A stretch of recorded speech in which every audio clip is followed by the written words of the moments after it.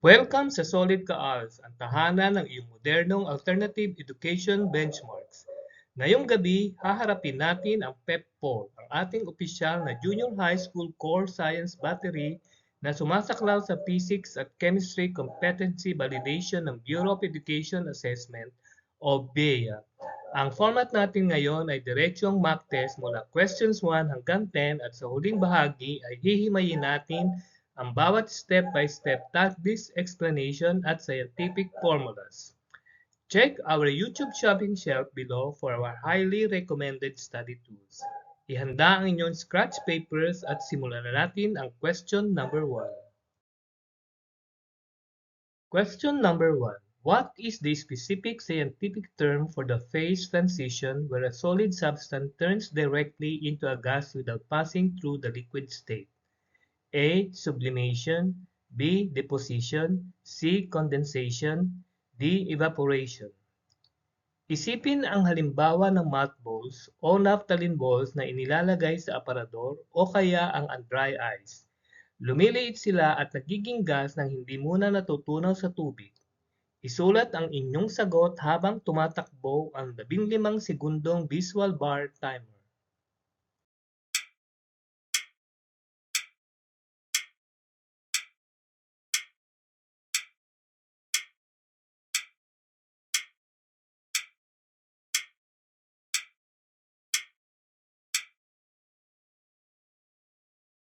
Question number 2. In physics, work is done when a force moves an object over a distance. If you push a heavy desk with a force of 50 newtons and move it a distance of 5 meters, how much work did you perform? Here are the choices. A. 12.5 joules, B. 46 joules, C. 200 joules, D. 250 joules. Paboritong formula ito sa BEA Placement Framework. Tandaan ang mechanical formula. Work is equal to force multiplied by distance. Gamitin ang simpleng multiplication at piliin ang inyong sagot.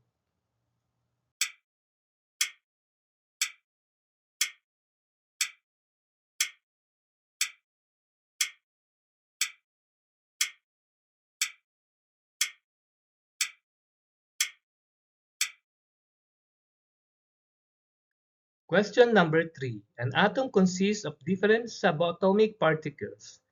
Which particle carries a neutral electrical charge and is located tightly inside the atomic nucleus? A. Electron, B. Proton, C. Ion, D. Neutron. Gamitin ang sound shortcut or context clue ng pangalan. Kung ang charge niya ay neutral, alin sa mga subatomic particles na ito ang may katunog na pangalan? Isulat ang letra.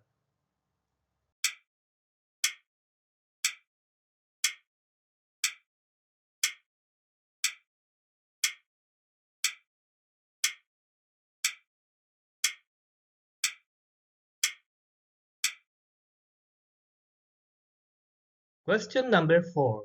What physical optical phenomenon describes the bending of light rays as they pass from one transparent medium into another, such as when a straw looks broken inside a glass of water? Let's check the choices. A. Reflection, B. Refraction, C. Diffraction, D. Dispersion.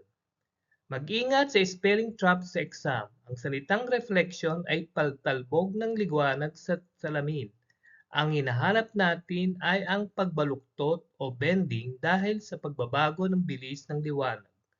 Markahan ang tamang letra.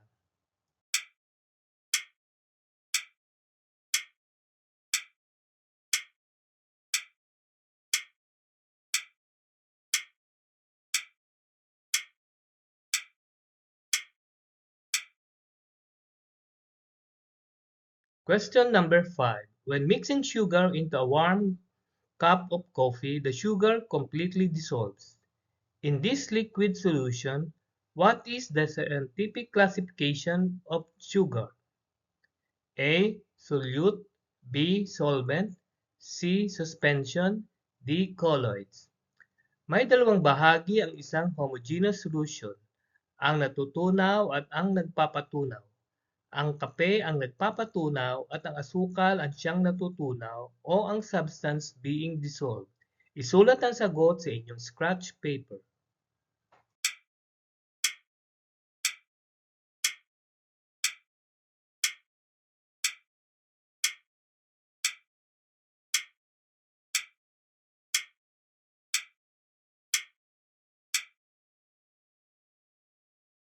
Question number 6. According to Ohm's law, what basic component of an electrical circuit is defined as the opposition to the free flow of electric current measured strictly in ohms? A.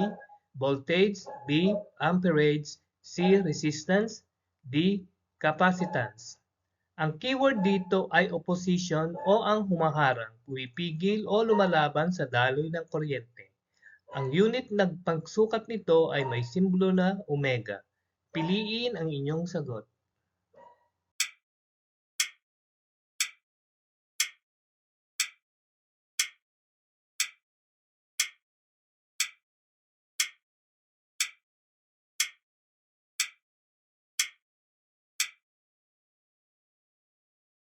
Question number 7.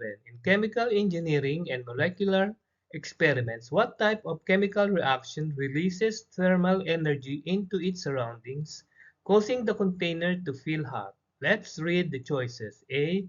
Endothermic reaction. B. Exothermic reaction. C. Synthesis reaction. D. Decomposition reaction. Gamitin ang mga prefixes bilang gabay sa science metrics. Ang prefix na endo ay nangangahulugang papasok, samantalang ang exo ay pinalalabas o release outward. Isulat ang titik sa inyong papel.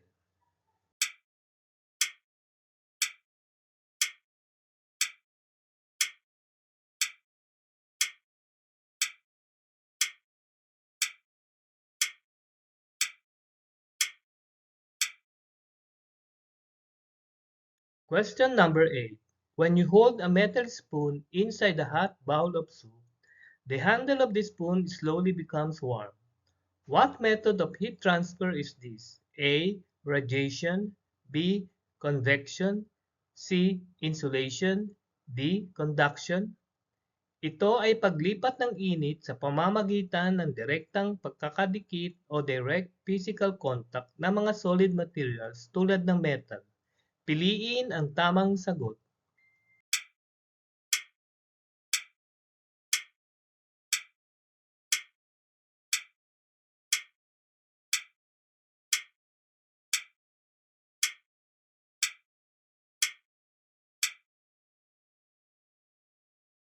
Question number 9. Using the standard chemical pH scale to measure substances, a liquid solution that registers a clean pH value of exactly 2.5 is classified as. Let's check the choices. A. Strong acid. B. Strong base. C. Neutral solution. D. Weak base. Tandaan ang scale framework. Ang numerong 7 ay neutral. Ang anumang halaga na mas mataas sa 7 ay base at ang mas mababa sa 7 ay acid. Mas malapit sa 0, mas matindi ang asido nito. Isulat ang sagot.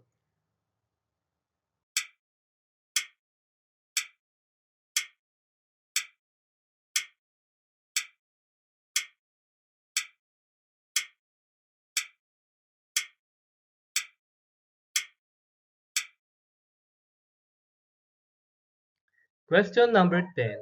An automobile accelerates from a stationary rest position up to a final velocity of 30 meters per second in a span of exactly 6 seconds. What is the acceleration rate of the car? Option A, 180 meters per second squared. B, 36 meters per second squared. C, 5 meters per second squared. D, 0.2 meters per second squared. Narito ang ating huling katanungan para sa physics battery na ito. Ang formula ng acceleration ay ang pagbabago sa velocity divided by time.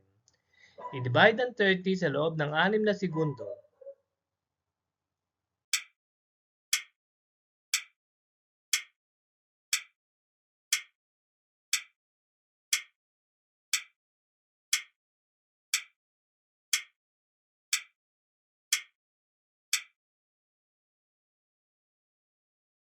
Natapos na natin ang 10 mahahalagang item. Huwag munang aalis dahil sisimulan na natin agad ang formal na paghimay sa ating master answer key at step-by-step Taglish explanation sa susunod na slide.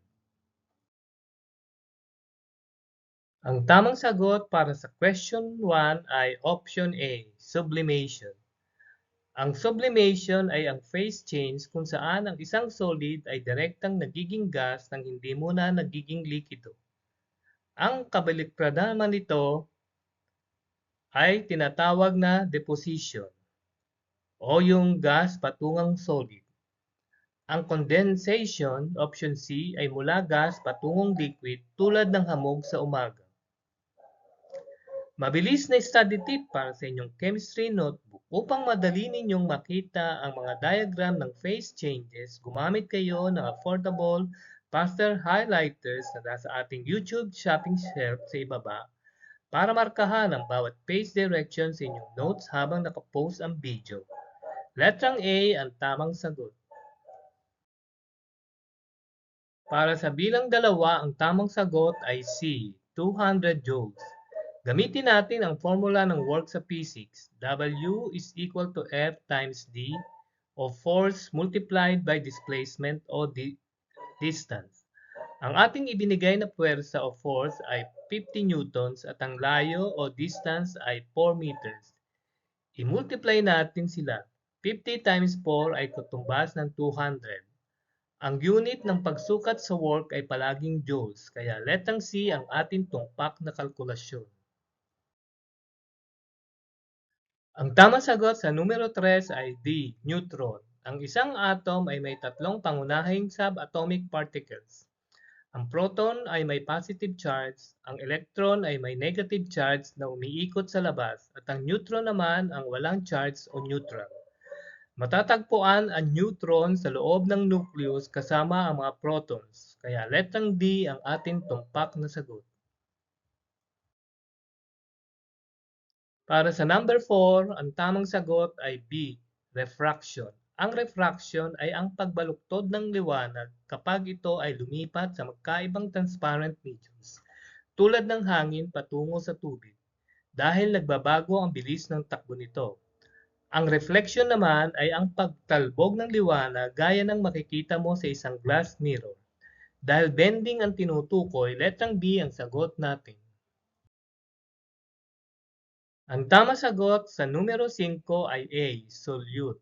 Sa usaping mixtures, ang solute ay ang partikular na substance na natutunaw sa loob ng isang likido.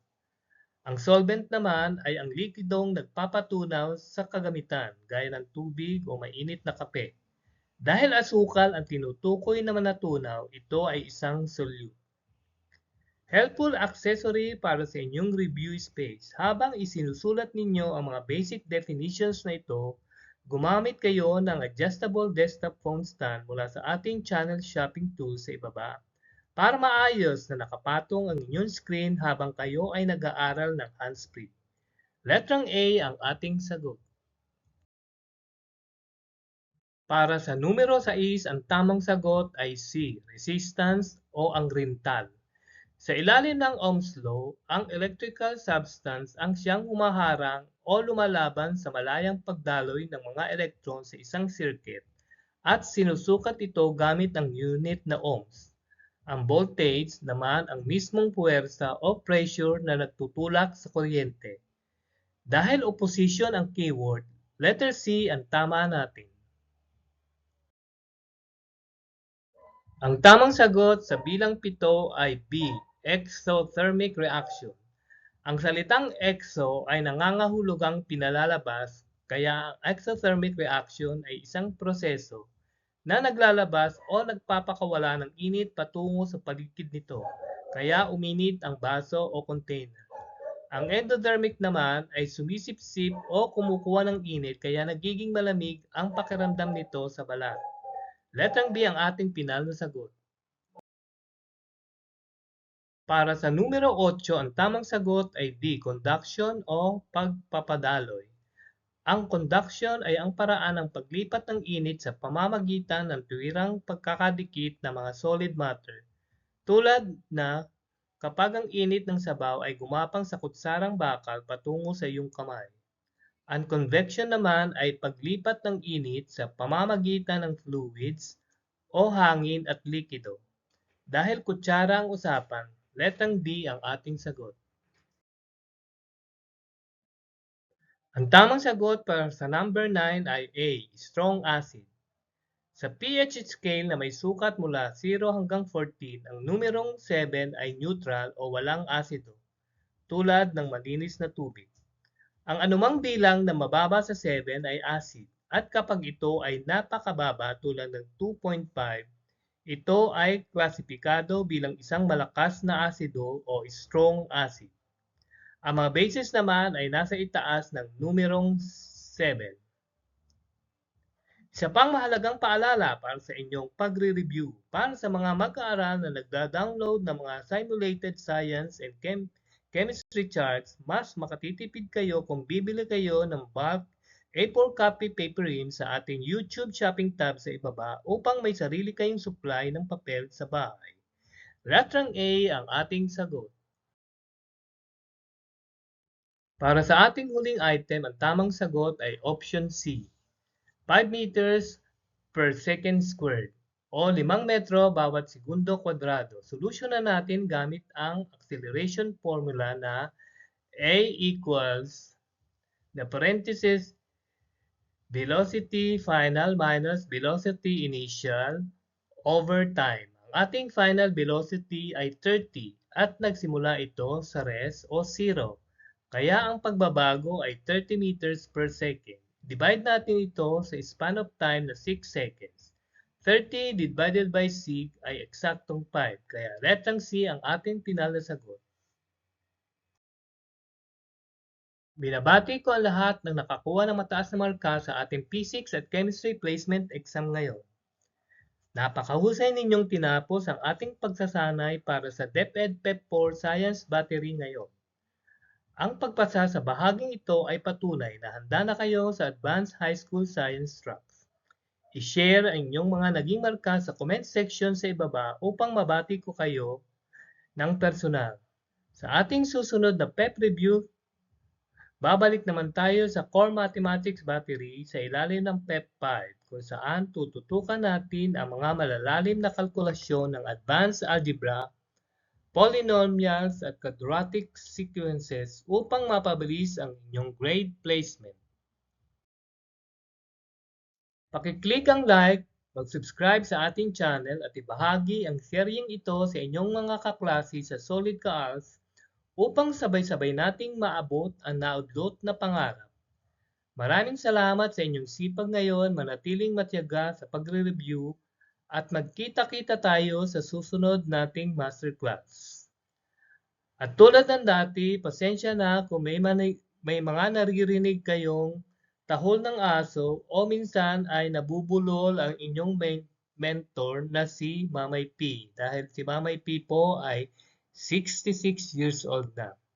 Kita-kits sa susunod nating lesson. Bye-bye!